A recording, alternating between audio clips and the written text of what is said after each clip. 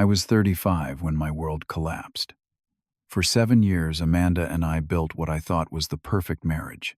Our home in the Seattle suburbs, weekend hiking trips in the Cascades, and our shared dreams made life feel complete. Then one evening, after a quiet dinner, she said those words that still echo in my head. I need to explore who I am outside of this marriage. I should have seen the warning signs, her growing distance, her sister Jenna's increasing influence. Before I share how my world collapsed and how I rebuilt it, let me know where you are watching from in the comments. If my story resonates, hit subscribe so we can heal together. Amanda and I first crossed paths at a tech conference in San Francisco 9 years ago. I was presenting my software startup ideas, and she was there representing her marketing firm. Our eyes connected across the crowded exhibition hall, and by evening we were sharing drinks and dreams at a rooftop bar overlooking the bay. What struck me most was her ambition that matched my own, and her infectious laugh that could brighten any room. Our romance progressed quickly. Within 3 months, we were inseparable, planning weekends together and meeting each other's families. Her parents were warm and welcoming, though I noticed early on that her sister Jenna seemed to analyze my every move with skepticism. Amanda explained that Jenna was just protective, having seen her through a painful breakup in college.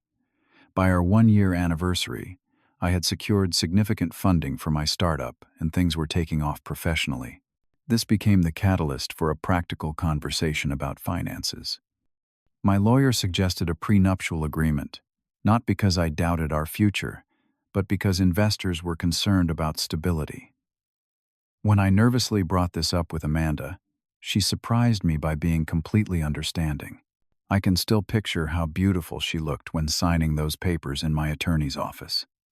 She wore a cream blouse that complemented her auburn hair, and she said something I would later replay countless times.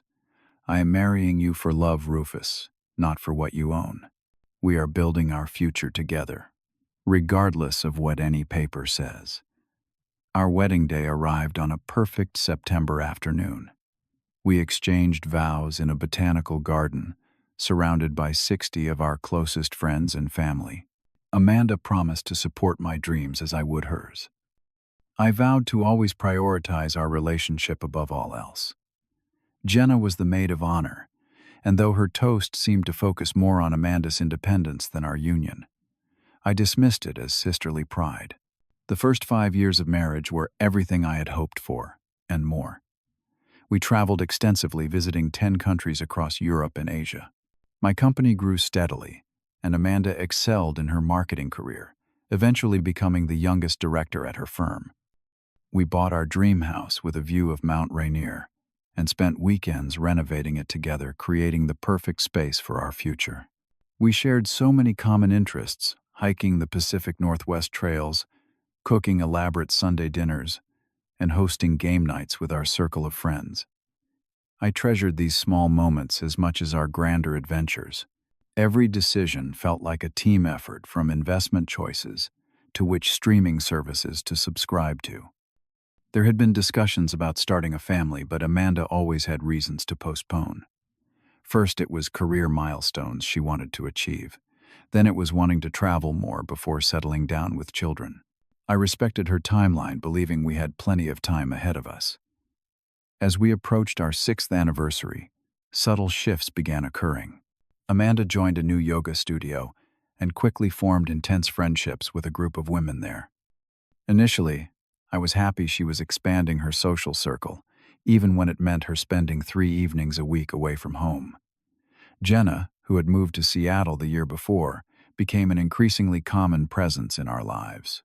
The sisters started taking monthly weekend trips together, which Amanda described as necessary bonding time.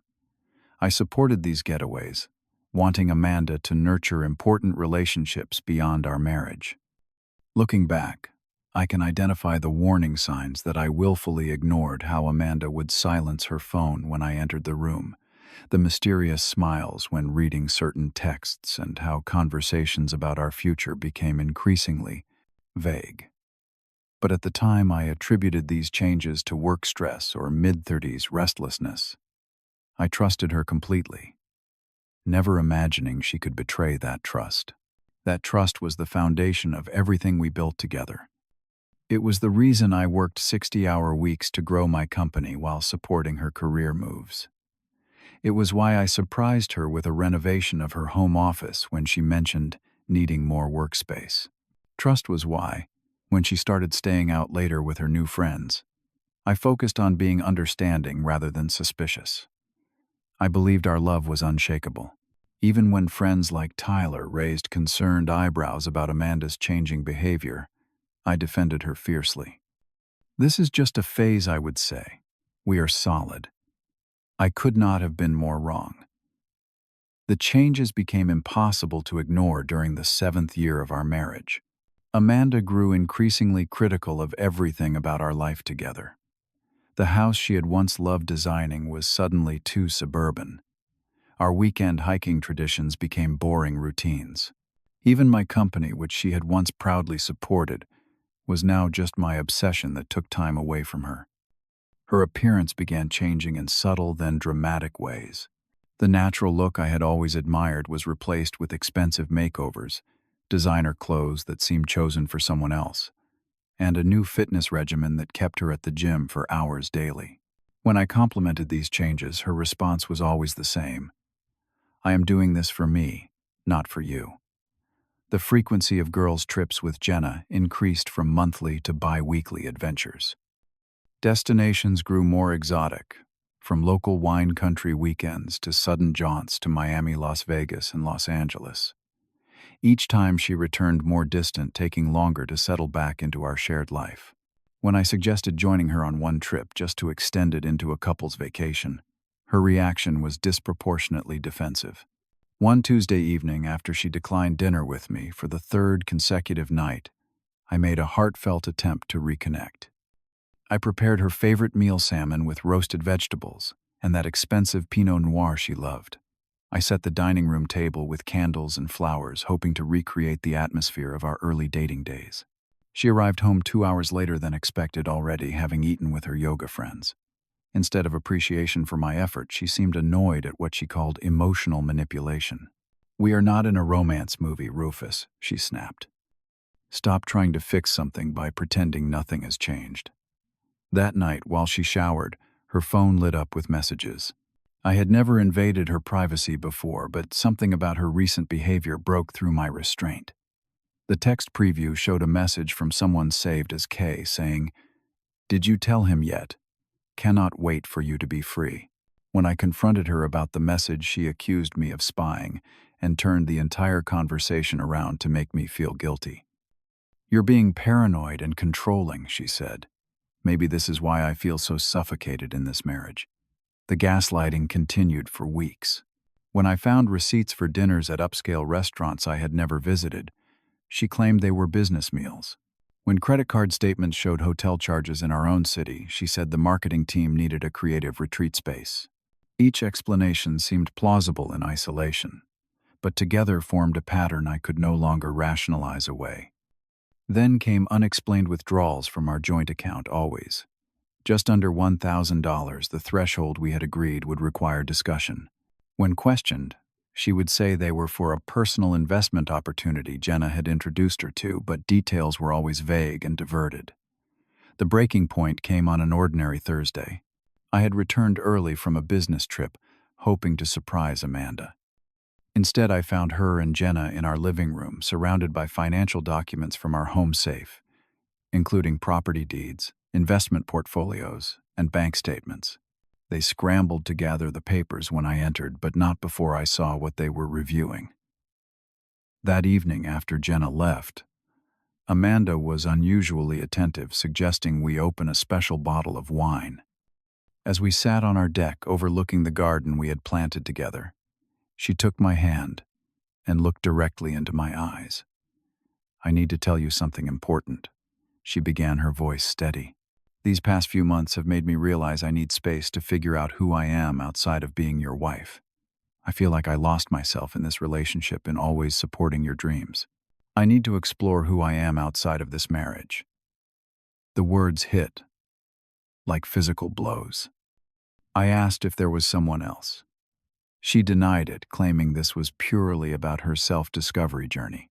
When I questioned if this meant separation or divorce, she kept her answers deliberately ambiguous, talking about needing time and space without commitments. 2 days later, while I was meeting with my business partners trying to process what was happening, Amanda began packing her things. I returned home to find Jenna helping her load suitcases into an SUV I did not recognize. More shocking than the packing was overhearing their conversation through the open window. "Just stick to the plan," Jenna was saying. "Once the divorce is finalized, you will have half of everything. Kyle is ready to move forward once you're legally free." When they noticed me standing in the doorway, Amanda had the decency to look momentarily ashamed before her expression hardened. "I was going to tell you about Kyle eventually," she said coldly. "This marriage has been over for months. You were just too invested in your perfect life narrative to notice." Jenna stepped between us, her voice laced with contempt. "My sister deserves better than being your accessory. She has a chance at real happiness now with someone who sees her as more than just a wife." I stood frozen as Amanda gathered the last of her things, including jewelry I had given her for anniversaries and milestones we had celebrated together. The door closed behind them, leaving me alone in a house that suddenly felt like a museum of a life that no longer existed. That night was the lowest point of my adult life.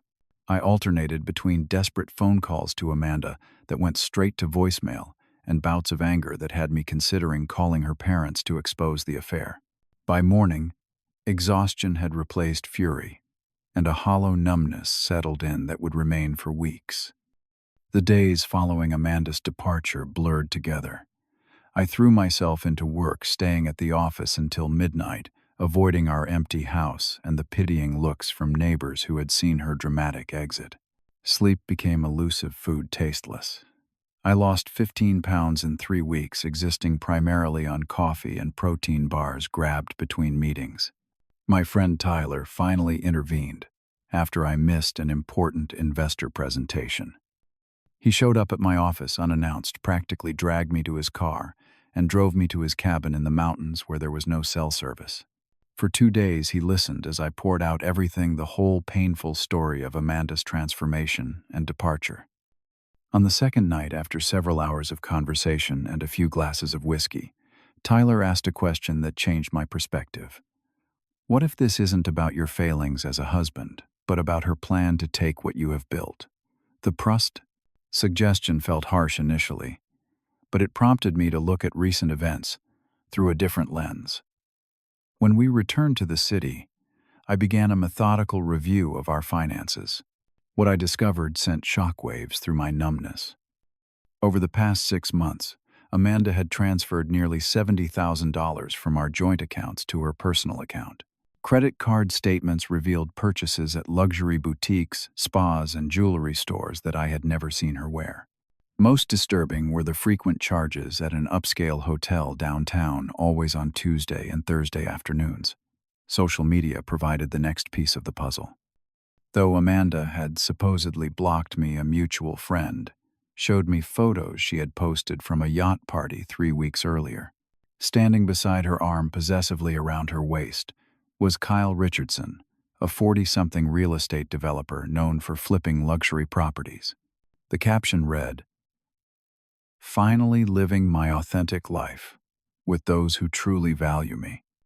Deeper investigation revealed that Kyle and Amanda had connected through a charity gala 9 months earlier, an event Jenna had encouraged Amanda to attend solo, insisting I would be bored.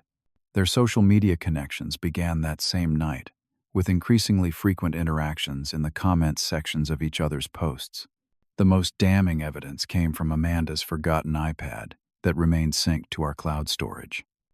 Her message history with Jenna outlined a calculated exit strategy, including consultations with divorce attorneys who had advised her to establish separate accounts while still married and document any perceived failings on my part.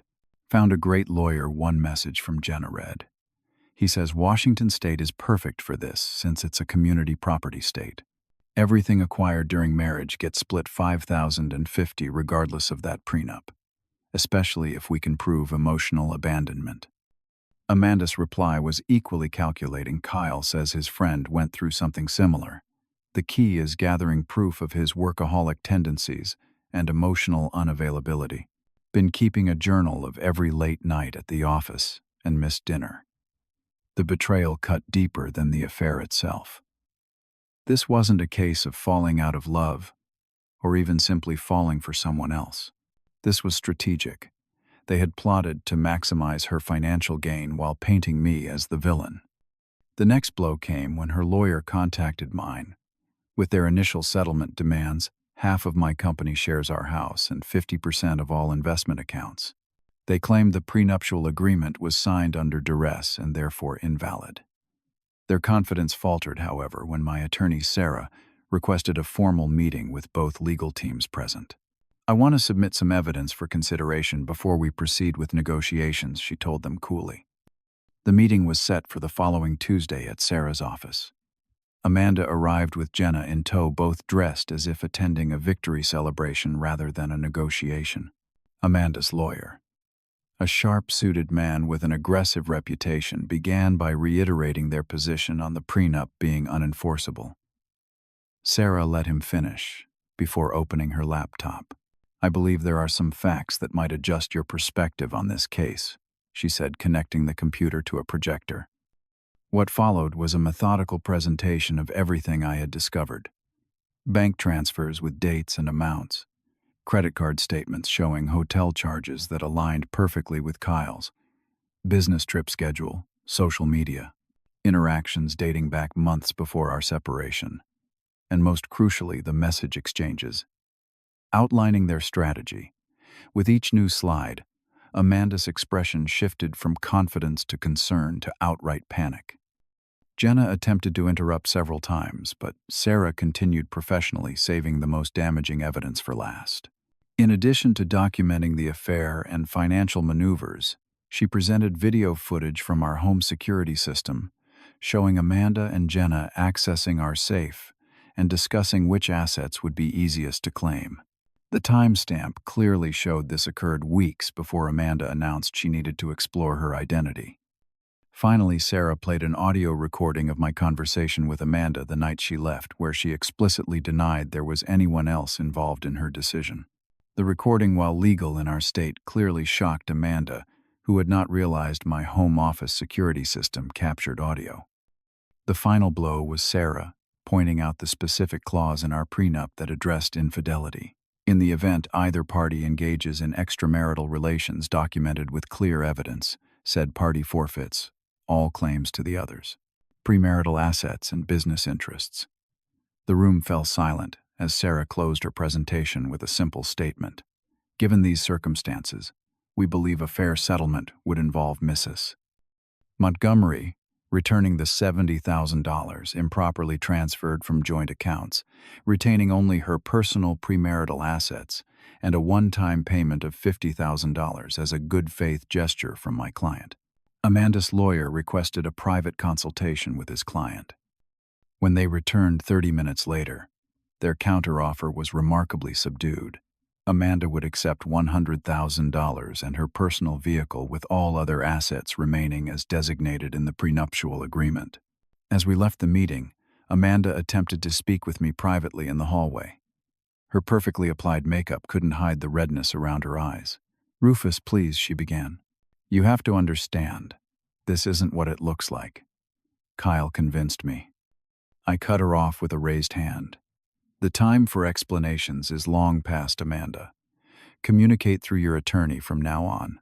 Jenna's parting shot, as the elevator doors closed between us, still rings in my ears. "You might have won legally, but you will always be the workaholic who drove her away." What she failed to understand was that by then I no longer cared about winning or losing. I just wanted to reclaim my life from their manipulative games. The divorce was finalized 3 months later, with terms largely reflecting our prenuptial agreement, plus the return of improperly transferred funds. Amanda received her personal belongings, her car, and a settlement significantly smaller than what she and Kyle had anticipated. The proceedings were mercifully brief, with neither of us attending the final court date, letting our lawyers handle the formalities. I expected to feel vindicated, or at least relieved when the final papers arrived. Instead, I felt hollow, as if watching the conclusion of someone else's story. The legal victory did little to heal the emotional wounds inflicted by someone I had trusted completely. 2 weeks after the divorce was official, I received an unexpected call from Amanda. Her voice sounded different, stripped of the confident coldness that had characterized our final interactions. She asked if we could meet for coffee, claiming there were things I deserved to hear in person. Against my better judgment and Tyler's explicit advice, I agreed. We met at a neutral location, a small cafe downtown, where we were unlikely to encounter mutual friends. Amanda looked diminished somehow, her designer clothes replaced with a simple sweater, and jeans, her elaborate hairstyle gone in favor of a natural look, reminiscent of the woman I had first fallen for. "Kyle left," she said without preamble. "Once he realized I wasn't getting the settlement we expected, he lost interest pretty quickly. Turns out his real estate empire was mostly smoke and mirrors. He has debt I never knew about." I listened without interrupting as she unraveled the story of her disillusionment.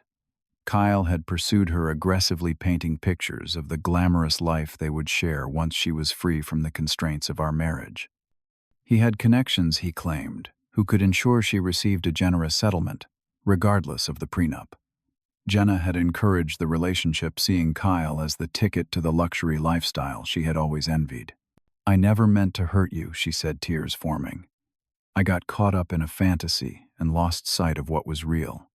Jenna kept telling me I was settling for less than I deserved, that I was fading into your shadow." Her apology, while seemingly sincere, came far too late. I asked the one question that had haunted me through sleepless nights. "Was any of it real? Us, I mean." Her answer was perhaps the only genuine gift she gave me during our entire relationship. "The best parts were real, Rufus. I did love you, but I never learned to love myself, and that made me vulnerable to people who promised to fill that emptiness inside me." We parted with a strange formality, like business associates concluding a difficult project rather than two people who had once pledged their lives to each other. As I watched her walk away, I realized I felt something unexpected. Not forgiveness exactly, but a release from the anger that had been consuming me. The next 6 months became a period of deliberate rebuilding. I sold our house, unable to separate it from memories of betrayal. The downtown apartment I purchased offered spectacular city views and a fresh start untainted by the past. I dedicated 3 evenings a week to therapy, unpacking not just the trauma of Amanda's deception but also the patterns in my life that had made me vulnerable to it. My company continued to thrive with a major product launch that kept me productively busy without becoming the workaholic caricature Amanda and Jenna had portrayed. I reconnected with old friends and made new ones through a mountain biking club that challenged me physically and provided camaraderie I had been missing. Most significantly, I started a support group for others who had experienced similar betrayals. Twice monthly meetings in a community center became a space where people shared their stories and healing strategies. Creating something positive from my pain provided purpose during the darkest moments. On the 1-year anniversary of Amanda leaving, I received a hand-delivered letter from her. Inside was a check for $20,000. And a note explaining it was additional money she had taken that hadn't shown up in our financial investigation. She was moving to Arizona, she wrote, to make a completely fresh start away from Kyle's influence, and more importantly, away from Jenna's toxic encouragement. She was pursuing therapy and working to become someone who could eventually look in the mirror without shame. I donated the money to a nonprofit supporting financial literacy for people going through divorce, putting her final gesture to use, helping others avoid similar situations. The action felt like closing a chapter properly with integrity rather than bitterness. Life continued to evolve in unexpected ways. Through the support group, I met Grace, a literature professor who had her own story of betrayal and recovery. Our friendship developed, slowly built on mutual respect and transparent communication. When it eventually blossomed into something more, it felt nothing like the whirlwind romance with Amanda, but rather like a thoughtfully constructed foundation built to withstand real-life storms. The most profound lesson from this painful chapter wasn't about marriage or divorce prenups or legal victories. It was about the power of maintaining self-respect when everything else falls apart. I learned that standing firm for your worth isn't about punishing those who hurt you, but about honoring the truth of your own experience. I also discovered that red flags rarely appear in isolation. Looking back, I can see how Janice influenced Amanda's secretive behavior and the gradual withdrawal from our shared values were all warning signs I chose to ignore in the name of trust and optimism. Perhaps most importantly, I learned that resilience isn't about pretending you weren't wounded. It's about acknowledging the depth of your pain while refusing to let it define your future.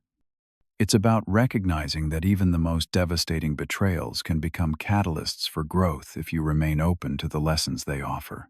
Today, as I share this story with you, I do so not from a place of perfect healing, but from a journey still in progress. Have you ever experienced betrayal that forced you to rebuild your life from the ground up? Share your story in the comments below, as our collective experiences help others feel less alone in their darkest moments. Hit subscribe if you found value in my journey, and like this video to help others find this community of healing and growth. Remember, sometimes the most beautiful rebuilding comes after the most painful demolitions. Thank you for listening, and remember, you are worth more than how anyone else values you.